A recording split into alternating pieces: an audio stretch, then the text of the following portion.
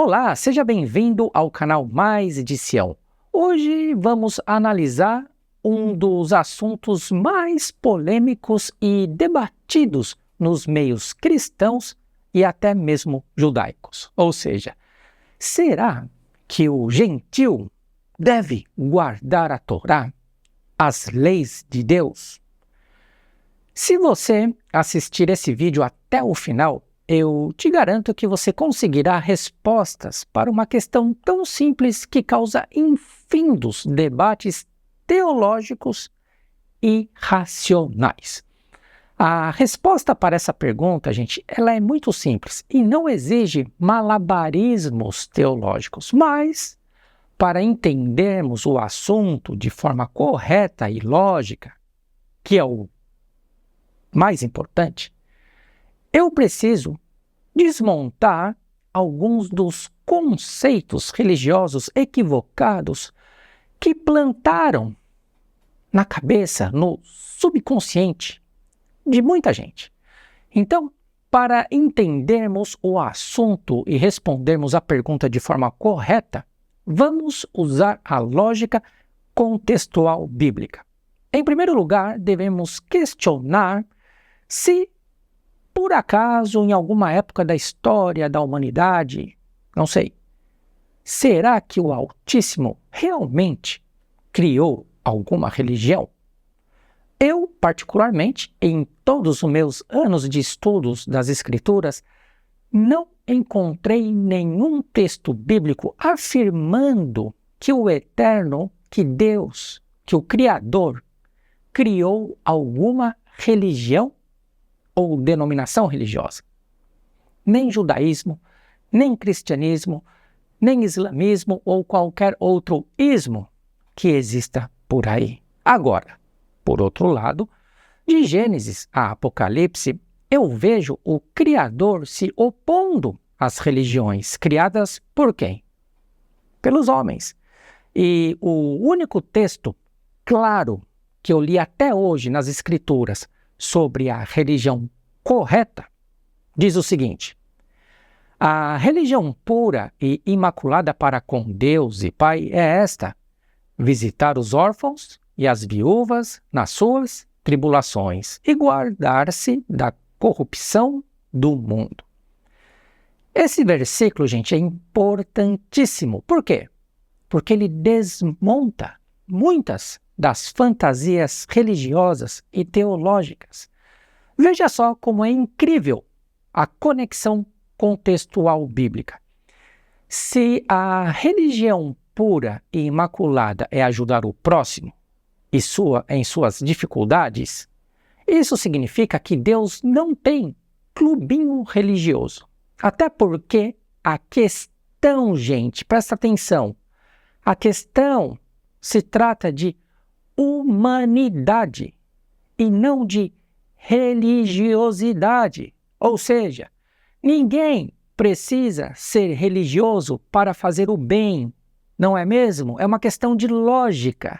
Eu não preciso ser religioso para crer na existência de Deus e saber que eu não devo, por exemplo, ser assassino, ladrão, imoral, mentiroso, mas que eu devo respeitar, por exemplo, meus pais, o próximo, mas que também não devo cobiçar os bens de outras pessoas, até porque esses bens podem ter sido adquiridos, gente, de forma ilícita. Por isso que o próprio Yeshua disse que era mais fácil um camelo passar pelo fundo de uma agulha do que um rico entrar no céu, porque a maioria das pessoas ricas são ricas de forma ilícita.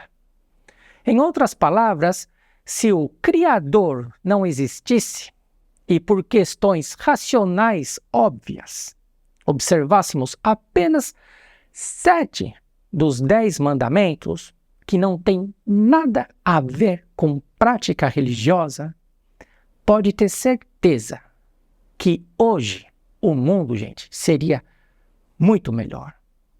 E é exatamente isso que diz o término do versículo que acabamos de ler, ou seja, que devemos nos guardar da corrupção do mundo.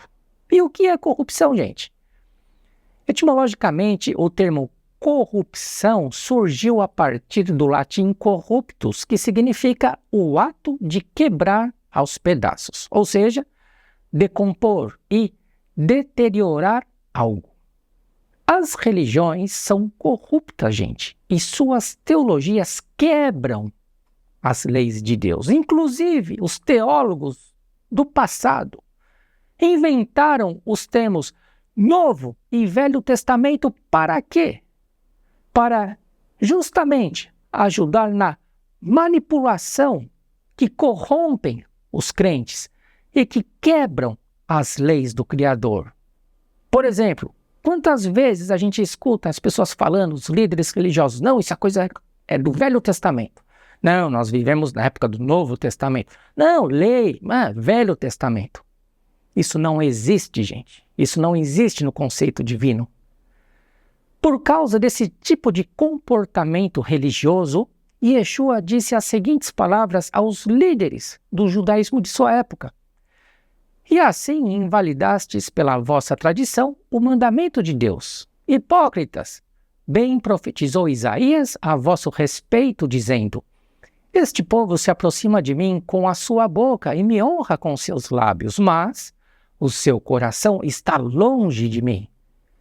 Mas em vão me adoram, ensinando doutrinas que são preceitos, teologias, conceitos dos homens.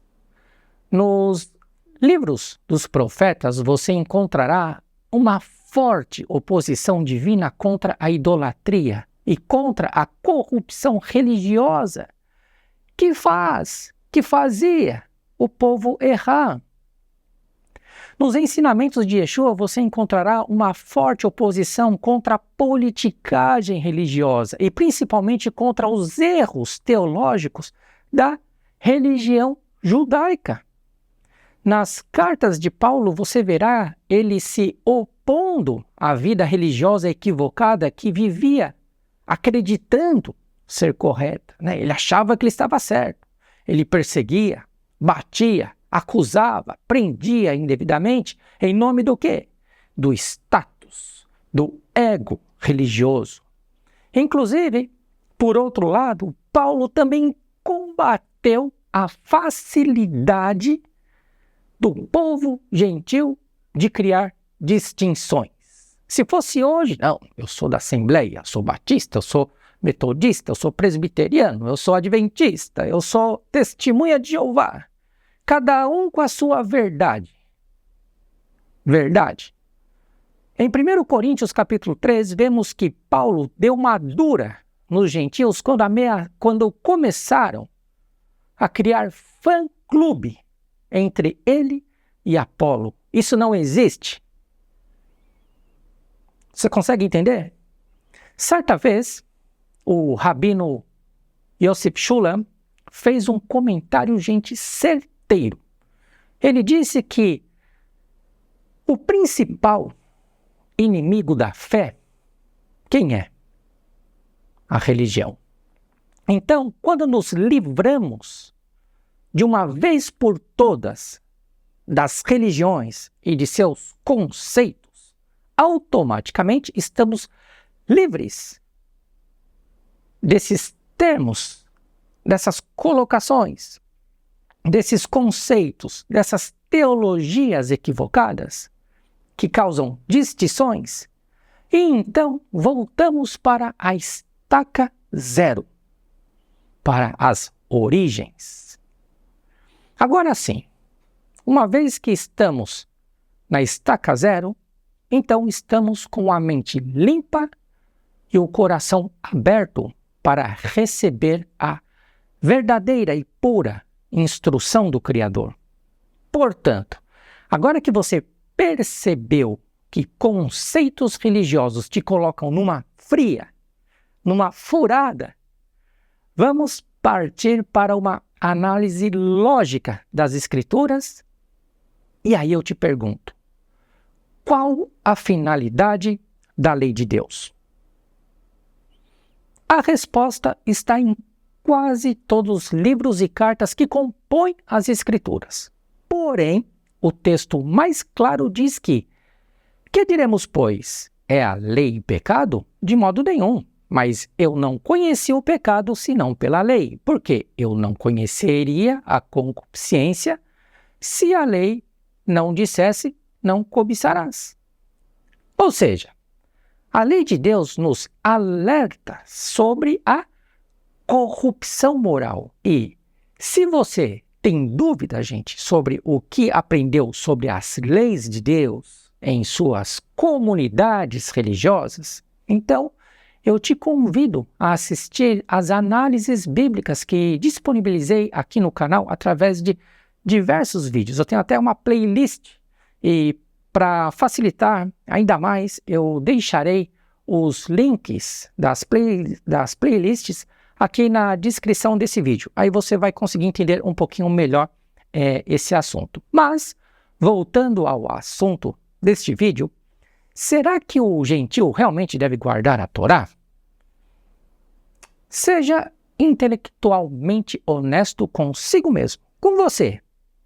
Imagine agora, você e Deus e mais ninguém. E responda as 4 perguntas que eu tenho para você. Se Deus não criou religiões, mas se opõe a elas, isso significa que essas organizações não são necessariamente um ponto de referência para o seu conhecimento bíblico contextual, correto? Você já percebeu que existem muitas contradições teológicas quando você se depara com algum texto bíblico que contradiz aquilo que você ouviu nas denominações religiosas? Muitas vezes você está lendo ali uma Bíblia, de repente você se depara com um texto, mas o pastor, o padre, o rabino falou aqui uma coisa, mas aqui está escrito outra, parece que e agora? Já aconteceu isso com você? Se as doutrinas e teologias religiosas são ou estão corrompidas, onde você deve se basear para viver honestamente conforme a vontade do Criador? Porque o ponto de referência para nós é Deus. É a vontade de Deus, não é a religião. E onde está expressa a vontade de Deus? Seja honesto e responda para você mesmo. Para mim, você não deve nada. Se o reino de Deus não tem nada a ver com religiões e você quer fazer parte dele, você deve observar as regras do Criador ou a lei do pecado que se opõe aos mandamentos de Deus. E diz, as teologias que, inclusive, quando a teologia se opõe à lei de Deus, ela faz parte dessa lei do pecado. Será que está certo você seguir essas doutrinas religiosas que o próprio Yeshua, os próprios profetas combateram? É você e Deus. Eu não estou aqui para te convencer de nada, porque o nosso objetivo é trazer a palavra de Deus. Agora, quem convence o homem do pecado, da justiça e do juízo é o Ruach HaKodesh, o Espírito Santo. E eu não posso fazer o trabalho dele. Se você for boa terra, essa semente vai cair e vai dar bons frutos. E aí? Então, meu amigo e minha amiga, quando nos livramos das incoerências teológicas e religiosas que ferem o contexto bíblico, chegamos então à mais simples e perfeita conclusão de que a Constituição divina foi dada para o bem, gente, de toda a humanidade, a começar pelos filhos de Israel, mas não somente para os israelitas. Até porque, quando o povo recebeu os 10 mandamentos, que eles chegaram lá no pé do Sinai, existia uma grande multidão de pessoas que acompanharam o povo de Israel, que eram gentios, que andaram junto, que provaram dos milagres de Deus, que comeram do maná. Estavam lá, todos eles. Muitos pecaram, muitos também adoraram lá o bezerro de ouro, muitos foram destruídos por Deus. Mas, obviamente, Com certeza existiam aqueles que eram temente a Deus, que creram no testemunho de Deus, que viram aqueles grandes acontecimentos. Você não observa as leis de Deus para tentar se salvar ou para confirmar a sua religiosidade, que é pior ainda. Mas, se você ama a Deus, você observa os mandamentos dele como consequência de sua honestidade intelectual, de seu conhecimento, porque você acredita num mundo melhor, porque você sabe que Deus se preocupou com todas as áreas de sua vida, material e espiritual. E por isso, Ele quer que você seja abençoado. As leis de Deus trazem bênçãos para nós. Por isso que quando o povo de Israel, quando ele entrou em Canaã, na terra prometida, chegou lá na frente do monte Ebal e Gerizim, o monte da bênção e da maldição. Olha só, Deus colocou 2 montes ali como testemunhas, para a gente não esquecer. A bênção, se observar, se guardar os meus mandamentos. A lei de Deus traz bênção. Mas o povo escolhe a maldição, sempre. E você? Você tem a oportunidade. Não estou aqui para pregar religião. Deus me livre, eu já me livrei disso. Mas eu coloco diante de você a verdade de Deus. Escolha. Ele te ama. Ele te deu as bênçãos, a lei. E você? Você quer a bênção ou você quer a maldição? Se você transforma a Constituição divina numa mera prática religiosa, você está fora do foco, você perdeu a razão. E essa lei religiosa que se transformou, que transformaram a lei de Deus numa lei religiosa, não tem valor algum. E quando você entende isso, tudo, gente, vai fazer sentido. Não existe manipulação religiosa que mexa com a sua verdade, com a verdade de Deus, com o seu conhecimento. Não existe politicagem. É apenas seu compromisso com o Criador, com o seu próximo, com você e até mesmo com a natureza. Então, a resposta para a pergunta que acabamos de fazer, será que o gentil deve guardar a Torá? A resposta é sim, deve. Não como parte de um pacote religioso, mas como consequência da fé e do amor, como consequência e testemunho de sua honestidade intelectual. Até porque está escrito, gente, o próprio Yeshua disse: amarás ao Senhor teu Deus de todo o teu coração e de toda a tua alma e de todas as tuas forças e de todo o teu entendimento e ao teu próximo como a ti mesmo. Isso é a lei de Deus, não é invencionice de Yeshua. Yeshua não inventou isso, tirou uma frase lá não sei da onde. Não, isso está na lei de Deus. Agora, quem está preso a dogmas religiosos dificilmente entenderá essa simples lógica contextual bíblica e, automaticamente, continuará na infindável discussão se cristão deve fazer isso ou aquilo, ou o que é mandamento para judeu ou o que é mandamento para gentil. Ficam aí, patinando nessas conversas fiadas.